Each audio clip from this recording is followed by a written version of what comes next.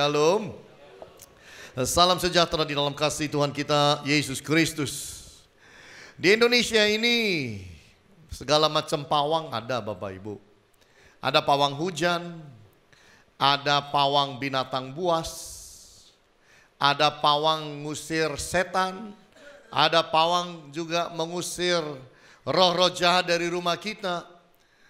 Di Indonesia ada banyak pawang Bapak Ibu. Yang kita baru dengar belakangan adalah pawang buaya. Masih ingat yang mana ban mobil masuk ke dalamnya dan ingin dilepaskan supaya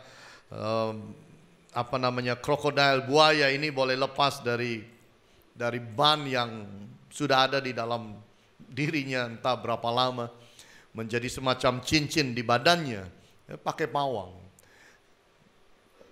Di London Bapak Ibu, ada sebuah perusahaan yang juga menyiapkan kebutuhan seperti kalau orang mau menikah, takut hujan, mereka bisa bantu. Mereka punya garansi bahwa pada hari H tidak turun hujan.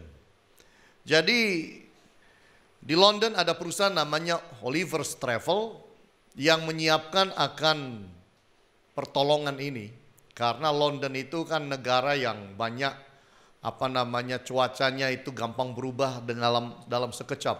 Seringkali mendung, seringkali hujan, sehingga dulu satu-satunya yang bisa terbang pesawat naik turun walaupun kabutnya tebal itu ya di Heathrow di London, karena mereka sudah dipasang alat sedemikian rupa sehingga alat itu walaupun tidak bisa lihat karena ada kabut tetap masih bisa melihat dan bisa turun dengan baik. Nah, karena cuaca jadi mereka mempunyai perusahaan yang seperti ini.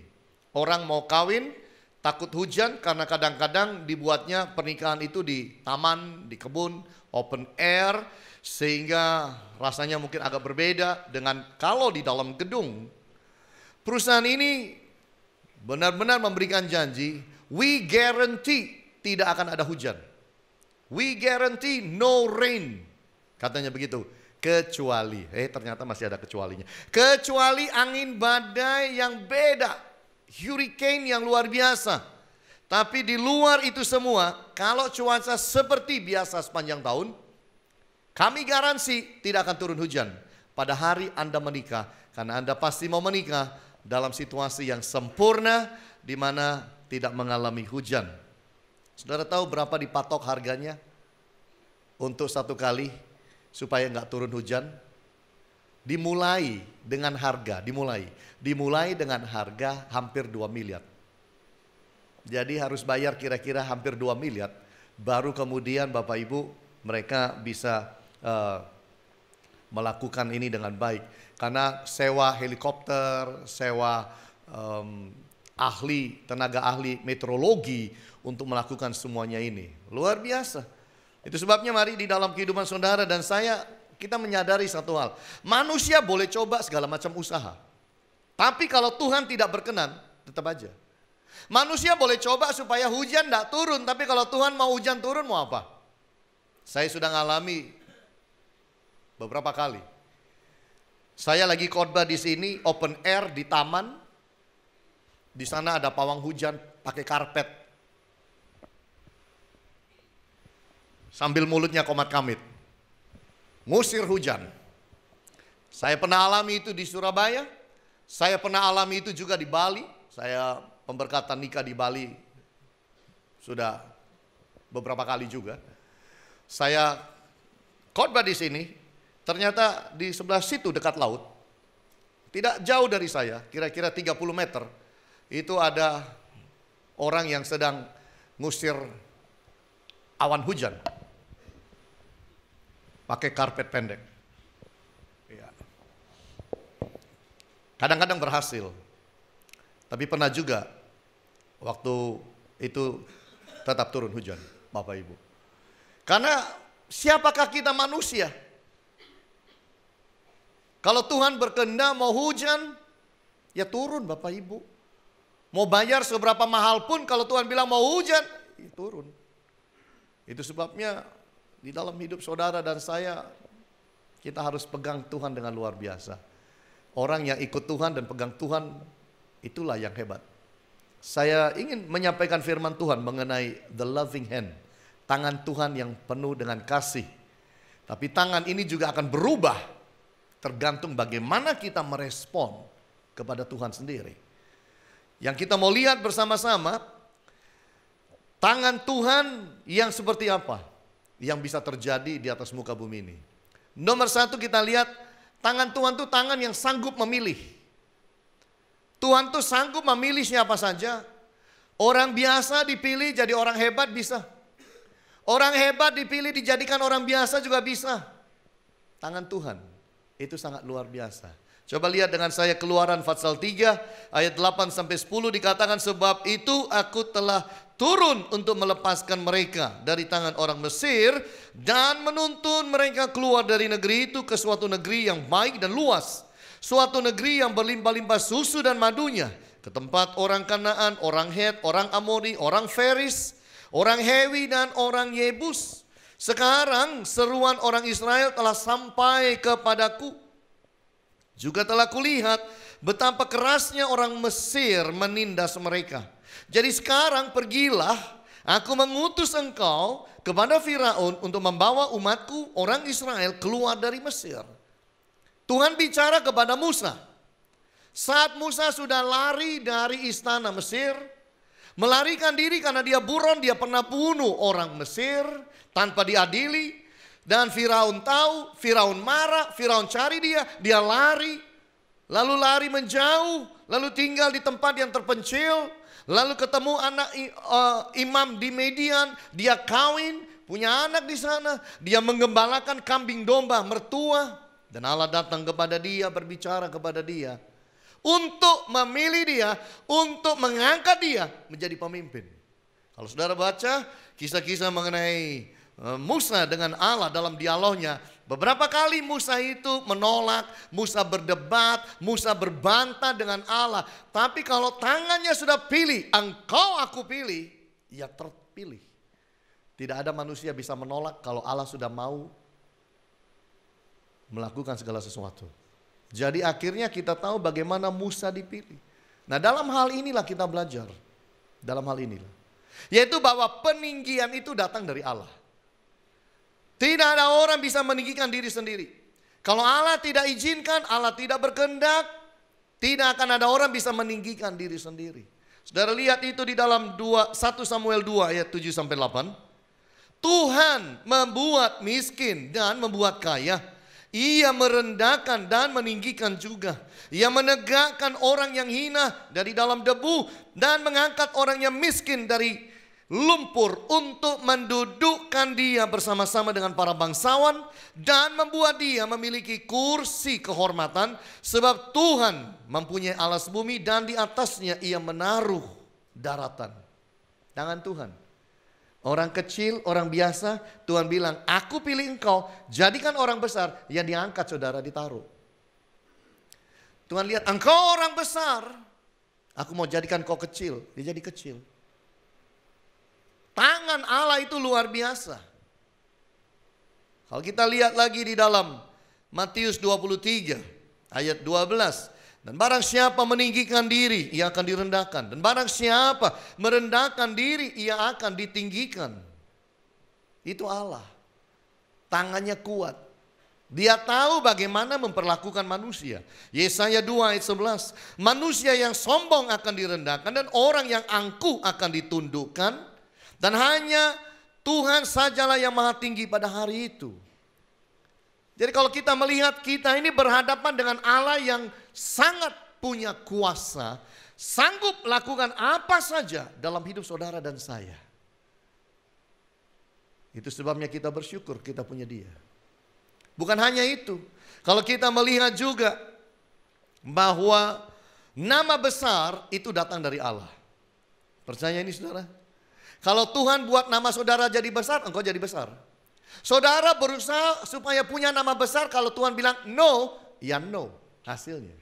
Saudara lihat itu di dalam Yosua 3 ayat 7 dikatakan apa? Dan Tuhan berfirman kepada Yosua, pada hari inilah Aku mulai membesarkan namamu di mata seluruh orang Israel, supaya mereka tahu bahwa seperti dahulu aku menyertai Musa, demikianlah aku akan menyertai engkau. Nama besar siapa yang buat?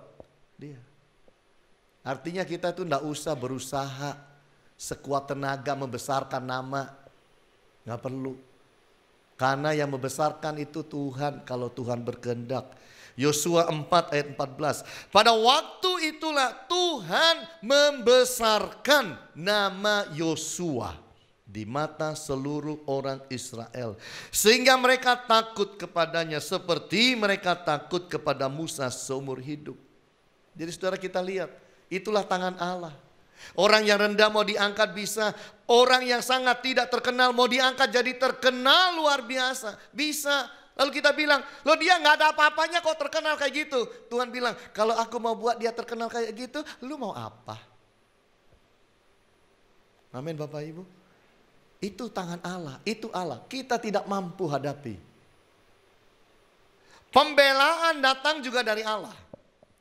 Musa itu jadi pemimpin, ternyata Miriam dan Harun itu iri hati. Coba kita lihat di dalam Bilangan pasal 12. Ayat 6. Lalu berfirmanlah ia, dengarlah firmanku ini, jika di antara kamu ada seorang nabi, maka aku Tuhan menyatakan diriku kepadanya dalam penglihatan. Aku berbicara dengan dia dalam mimpi. Bukan demikian hambaku Musa, seorang yang setia dalam segenap rumahku. Berhadap-hadapan aku berbicara dengan dia, terus terang, bukan dengan teka-teki. Dan ia memandang rupa Tuhan. Mengapa kamu tidak takut mengatai hambaku Musa? Sebab itu bangkitlah murka Tuhan terhadap mereka, yaitu Miriam dan Harun. Lalu pergilah ia, dan ketika awan telah naik dari atas kemah, tampaklah Miriam kena kusta putih seperti salju.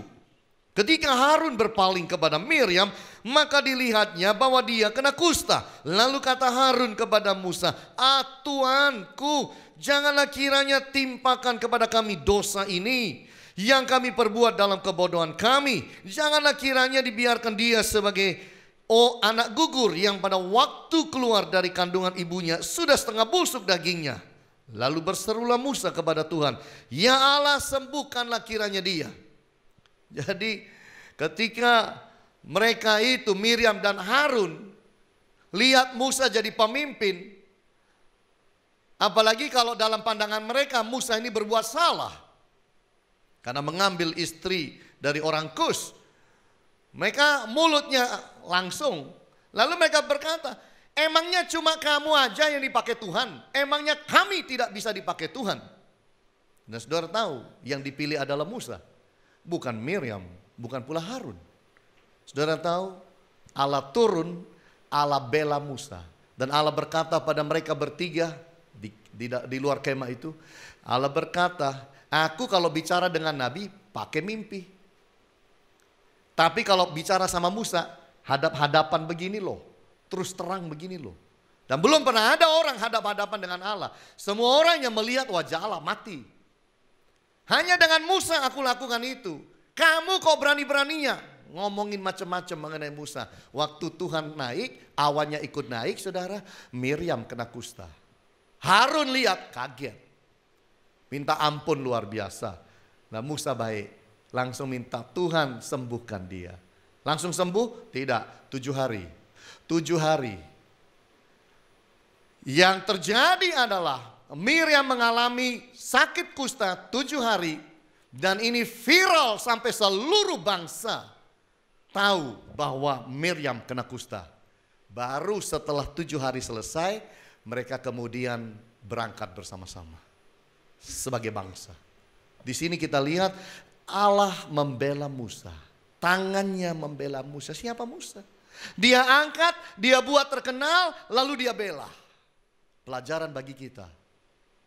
Kalau memang Tuhan yang sudah mengangkat saudara ke tempat di mana saudara ada, kepada posisi di mana saudara ada hari ini, mengucap syukur.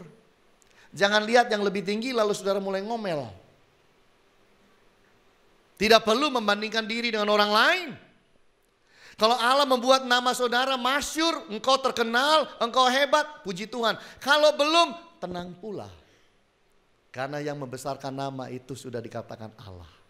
Amin Bapak Ibu. Kalau terjadi sesuatu pada saudara, ingat Allah pula yang membela saudara.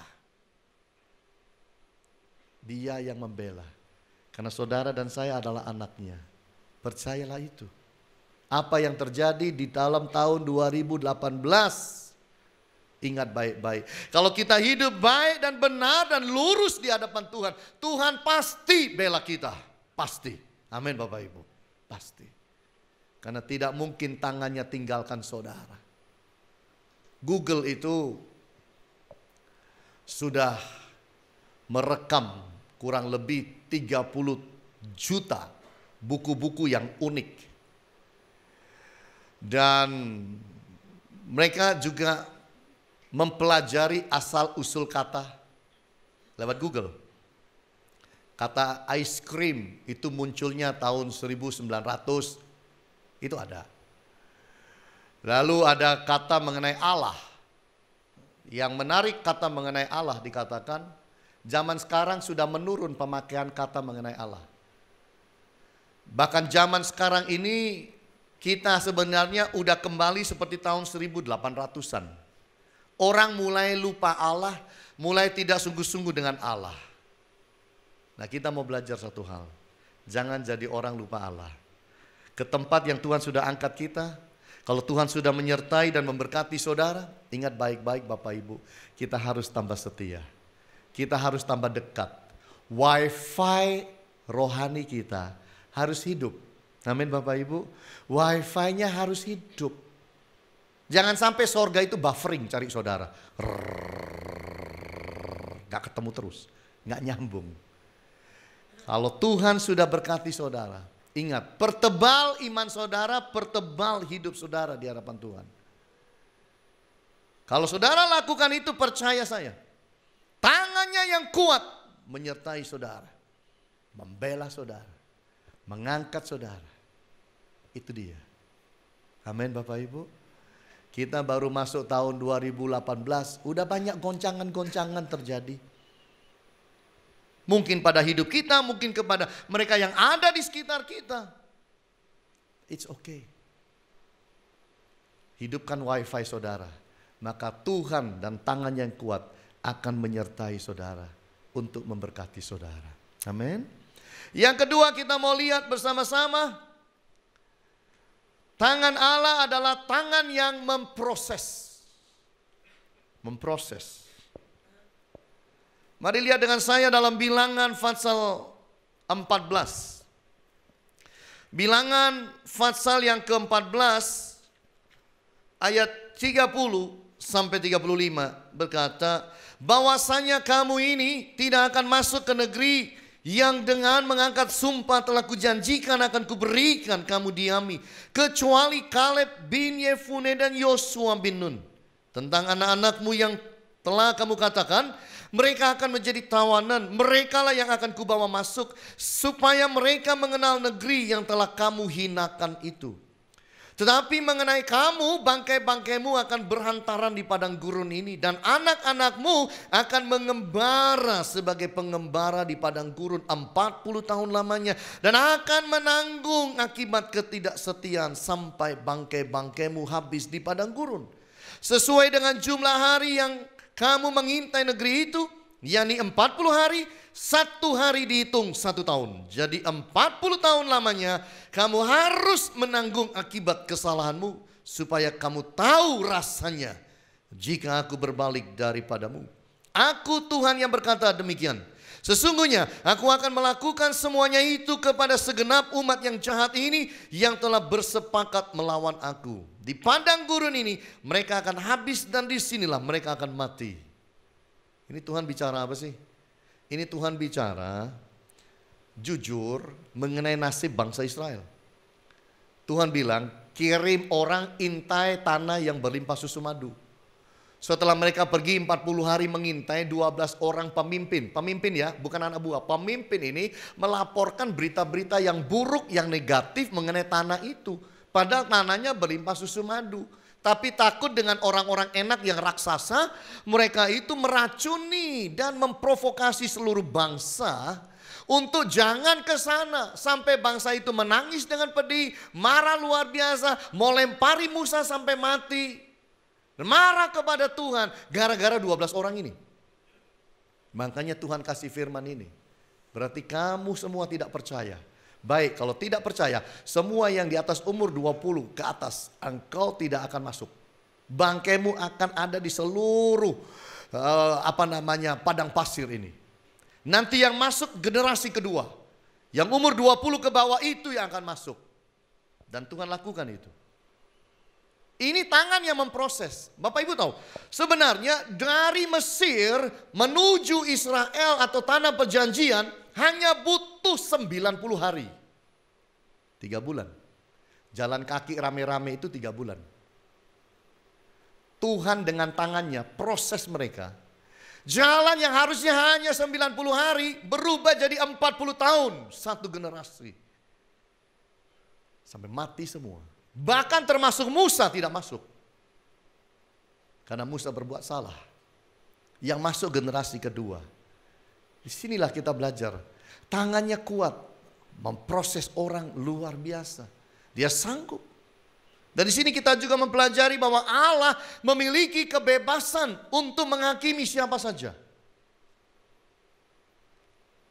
Kalau manusia ini kan terbatas. Orang kecil cuma berani sama yang kecil-kecil. Ya kan? Orang besar berani dengan lebih banyak. Orang lebih berkuasa lagi berani saja dengan siapa saja. Tapi manusia itu kan punya teritori. Kalau Allah itu teritorinya itu seluruh dunia. Langit dan bumi itu teritorinya Allah. Dia sanggup menghakimi siapa saja. Itu Allah. Dan tidak ada manusia yang dapat melawan tangan Allah yang kuat. Tidak ada Bapak Ibu. Tidak satu pun bisa melawan tangan Allah yang kuat. Mau Nebukadnezar, mau Firaun, mau siapa lagi? Mau Goliat, sebut aja. Tidak ada satu yang sanggup melawan Allah. Itu sebabnya kita harus hati-hati hidup. Karena kalau dia lihat kita menjadi bejana yang belum jadi, tangannya pasti turun proses kita. Semakin kita sulit diproses, semakin tangannya itu lama atas kita. Tapi kalau kita nurut, tangannya akan dengan cepat bentuk kita dan indah. Allah tahu membedakan siapa yang taat dan siapa yang berontak. Dia tahu Bapak Ibu. Karena dia Allah yang luar biasa. Dia tahu dari bangsa Israel ini umur 20 ke atas ini pemberontak. Umur 20 ke bawah ini yang nurut. Yang boleh masuk 20 tahun ke bawah. Muter-muter selama 40 tahun ya jadi tua juga di jalan. Baru masuk ke dalam tanah perjanjian. Hidup ini kita harus belajar. Ingat baik-baik. Allah sanggup proses kita. Orang sehebat Ayub aja diproses. Apalagi saudara dan saya. Kalau tangan Tuhan sedang proses saudara hari-hari ini. Jangan marah. Jangan benci. Jangan melawan. Taat saja. Supaya cepat selesai dia proses. Sehingga dia muliakan. Itu Allah. Ada seorang Amerika bernama Rico Tice. Pergi ke Australia. Temannya jemput. Senang ketemu teman lama. Akhirnya satu kali waktu temannya bawa dia ke pantai. Lihat pantai. Begitu dia lihat pantai Bapak Ibu. Dia langsung buka baju. Langsung dia buka akan celana panjangnya. Temannya lihat, lu mau ngapain? Dia bilang, laut begini bagus. Aku mau coba berenang. Temannya bilang, jangan lupa baca dahulu itu. Ada papan pengumuman di pantai. Tulisannya apa? Shark attack. Ini serangan ikan hiu di daerah sini ini luar biasa. Temannya bilang, loh, sebentar aja. Kamu mau jadikan papan pengumuman ini apa? Sebagai nasihat atau sebagai ultimatum dan statistik bagi kamu? Dan dia berkata, di Australia 200 orang sudah diserang oleh ikan hiu. Jangan nambah jumlah. Temannya mikir, datang ke Australia liburan, masa pulangnya dibungkus. Ya kan? Jadi langsung dia pakai kembali celana panjangnya, pakai bajunya, nggak jadi. Itu namanya taat. Bapak Ibu, ini papan pengumuman kita yang Tuhan kasih buat kita. Baca dan hidup melakukan seperti yang ada di dalam. Supaya apa? Supaya sorga jangan lihat saudara sebagai orang yang tidak taat lalu tangannya keras. Tapi biarlah tangan yang lembut itu membentuk saudara dari hari ke hari. Itu yang Tuhan mau. Kalau tangan Tuhan sedang keras pada saudara hari-hari ini, sabar saja. Nurut saja. Tangan itu akan berubah menjadi tangan yang lembut. Semua tergantung kita. Bagaimana kita meresponi. Yang ketiga kita lihat bersama-sama. Tangan Allah yang seperti apa? Yaitu tangan yang memberkati. Tangan yang memberkati. Yosua 1 ayat 1 sampai 5. Sesudah Musa hamba Tuhan itu mati, berfirmanlah Tuhan kepada Yosua bin Nun abdi Musa itu demikian. Hambaku Musa telah mati. Sebab itu bersiaplah sekarang, seberangilah sungai Yordan ini, engkau dan seluruh bangsa ini, menuju negeri yang akan kuberikan kepada mereka, kepada orang Israel itu. Setiap tempat yang akan diinjak oleh telapak kakimu kuberikan kepada kamu, seperti yang telah kujanjikan kepada Musa. Dari padang gurun dan dari gunung Libanon yang sebelah sana itu sampai sungai besar, yakni sungai Efrat, seluruh tanah orang Het sampai ke laut besar di sebelah matahari terbenam, semuanya itu akan menjadi daerahmu. Seorang pun tidak akan dapat bertahan menghadapi engkau seumur hidupmu. Seperti aku menyertai Musa, demikianlah aku akan menyertai engkau. Aku tidak akan membiarkan engkau dan tidak akan meninggalkan engkau. Wow. Ini janji yang luar biasa. Kepada siapa? Kepada yang namanya Yosua, orang yang mau hidup sungguh-sungguh dengan Tuhan. Bapak Ibu yang Tuhan Yesus kasih, kalau kita hidup sungguh-sungguh, tangan berkatnya yang akan turun pada kita.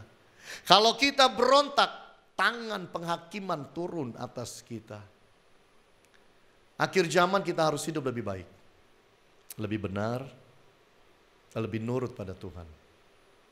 Karena jujur Bapak Ibu, kita tidak pernah tahu pulsa hidup kita. Betul. Siapa tahu pulsa hidupnya? Tidak ada. Tidak ada manusia tahu pulsa hidupnya. Dan Bapak Ibu kita jangan salah berpikir. Emangnya orang masuk surga itu harus karena sakit? Siapa bilang kendaraan menuju surga harus sakit? Orang baik-baik, diam-diam, baik-baik, sehat-sehat, kalau Tuhan mau panggil pulang ya pulang. Allah tidak pernah bisa dibatasi karena sakit, karena kecelakaan. Baru orang itu akan mati dan masuk surga atau masuk neraka. Bukan itu. Tuhan mau panggil orang duduk manis, diam-diam juga bisa. Bungkus kado pelan-pelan, nanti malam mau ke pesta, bungkus-bungkus.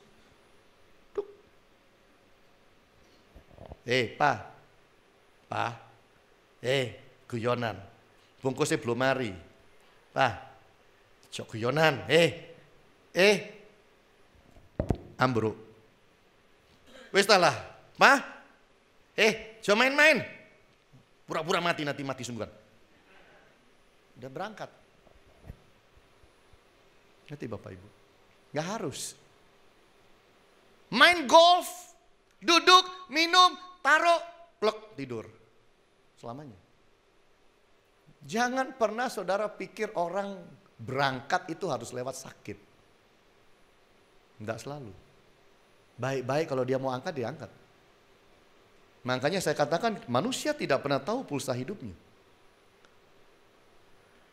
Betapa kita hidup di hadapan Allah yang seperti itu. Allah yang matanya selalu melihat kita, tajam dan tahu segala perbuatan kita. Di China sekarang, cari orang, polisi kalau cari orang, dapat paspornya, cari orang. Hanya butuh 7 menit katanya. Karena di China sekarang itu ada CCTV, jumlahnya 160 juta. 160 juta CCTV. Masih mau nambah lagi 70. Yang jual CCTV boleh ke sana. Masukkan tender. Cari orang cuma 7 menit. Lah Allah cari saudara dan saya berapa detik? Wong dia menyertai kita. Tahu dia. Betapa kita harus hati-hati. Sekarang mulai banyak orang tidak melanggar rambu lalu lintas. Karena di perempatan tulis CCTV. Iya kan? Dulu lewat aja. Sekarang CCTV. Enggak, itu aja pelanggaran masih 2.000-3.000 sebulan. Tapi kalau kita menjadi orang yang tahu alam menyertai dan melihat kita, betapa kita harus hidup baik. Kenapa? Karena Allah selalu punya rencana yang baik untuk orang yang sungguh-sungguh. Selalu Bapak Ibu. Allah selalu punya rencana yang baik untuk orang yang sungguh-sungguh. Allah itu seperti penjunan. Ambil tanah liat. Awal dari tanah liat ini dia kerjakan, dia proses, dia bikin vas bunga yang bagus untuk ditaruh di istana. Tapi kalau vas bunga ini lagi dibangun, dibentuk, dia berontak. Allah ganti acara, nggak usah vas bunga lah. Dibuat tungku aja. Taruhnya di dapur. Bangun lagi tungku. Rusak lagi, hancur lagi karena berontak. Dia bikin vas bunga taruh di istana nggak bisa. Dibikin tungku taruh di dapur nggak bisa. Kita bikin peace pot aja taruh di toilet. Itu Allah. Dia lihat kita, dia proses kita, dia tahu kita, kapasitas kita. Allah harap kapasitas kita di sini. Tapi kita bisa ada di sini. Enggak ada di sini. Maka dia akan jadikan seperti itu. Kita harus hidup. Tapi kalau kita hidup dengan baik, kapasitas kita ada di bawah. Tuhan bilang aku angkat engkau. Jangan. Kamu jangan jadi pispot nak. Kamu harus jadi vas bunga. Di ruang tamu. Daripada sebuah istana. Lapis emas. Betapa kita harus hidup hati-hati. Allah sanggup memberkati kita dengan limpah Bapak Ibu. Jangan pernah takut berjalan di dalam tahun ini. Karena tangan Allah menyertai kita. Asal kita hidup seturut firman, Tuhan menjadi yang nomor 1 dalam hidup kita, kita pasti oke. Allah tidak pernah lupa dengan janji firman. Tidak pernah lupa. Saya tidak bermaksud sampaikan ini, tapi tiba-tiba teringat sehingga saya mau sampaikan. Waktu saya SMP 3, saya duduk di loteng kamar saya, belajar untuk ulangan nasional. Kaki saya di atas meja. Karena kursi saya bisa nyut ke belakang. Reclining. Sambil saya pegang buku. Sambil saya belajar nyut saya baca-baca buku untuk ujian besok. Tiba-tiba saya rasa hadirat Tuhan turun di kamar. Ini kaki saya turunkan cepat-cepat. Buku saya taruh. Saya lipat tangan berdoa. Karena saya rasakan Tuhan turun. Ya Tuhan datang. Saya cukup lama dengan dia. Diem tapinya, nggak ngapa-ngapain. Tiba-tiba Tuhan bilang begini sama saya. SMP ya. Aku akan bawa kamu keliling dunia. Waktu saya dengar, amin, puji Tuhan. Ya apa caranya ya? Gimana ya? Kami bukan datang dari keluarga kaya raya. Cukup hidup. Bisa. Tapi keliling dunia itu impossible. Tapi dalam perjalanan hidup, bahkan sampai hari ini, saya menyaksikan sendiri bagaimana Tuhan memberikan kesempatan dan fasilitas kepada saya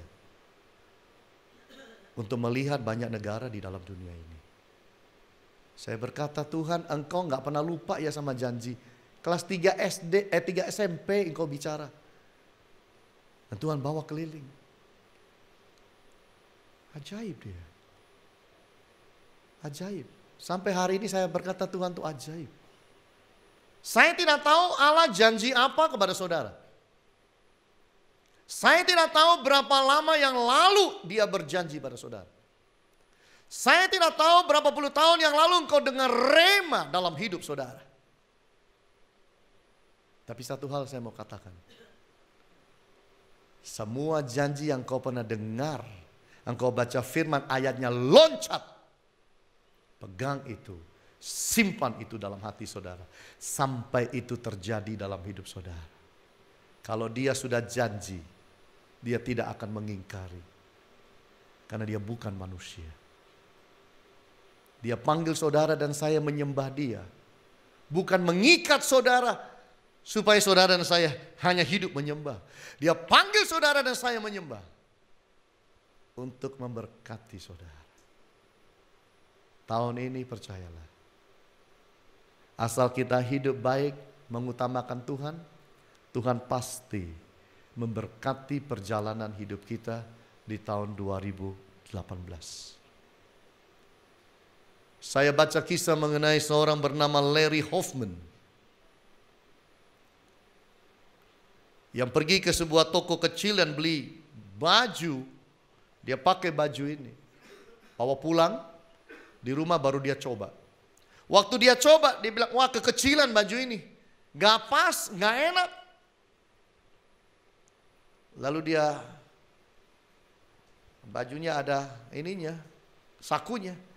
Didapatkan di saku baju itu uang 2.000 US dollar. Kisah nyata ini. Bajunya sih jelek, duitnya 2.000 dolar. Dia bilang, this is not my money, bukan uangku. Lalu saudara, dia kembali ke toko itu dan berkata, saya kembalikan baju ini karena baju ini sesek. Saya nggak cukup ini, nggak enak pakainya, nggak comfy. Dan di dalam baju ini ada uang 2.000. Saya nggak tahu ini punya siapa.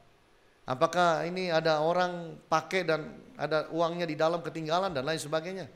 Kalau ada yang klaim, kasihkan aja. Kadang-kadang Bapak Ibu, Tuhan kasih kita baju yang kekecilan. Situasi, keadaan yang menyesakkan, bikin sempit, bikin tidak enak semua. Tapi ingat, di balik semua itu, ada berkat yang Tuhan siapkan sediakan buat kita. Sabar, mengucap syukur, hidup sungguh-sungguh, berkat itu pasti turun. Tuhan adalah Allah yang luar biasa. Tangannya itu memilih. Dan dia sudah pilih saudara, mengucap syukur. Biar izinkan dia, tangan ini memproses hidup saudara. Setelah dia proses saudara, dia berkati saudara. Berjalanlah dengan tangan Allah yang penuh kasih di tahun ini. Tuhan Yesus berkati kita. Amin.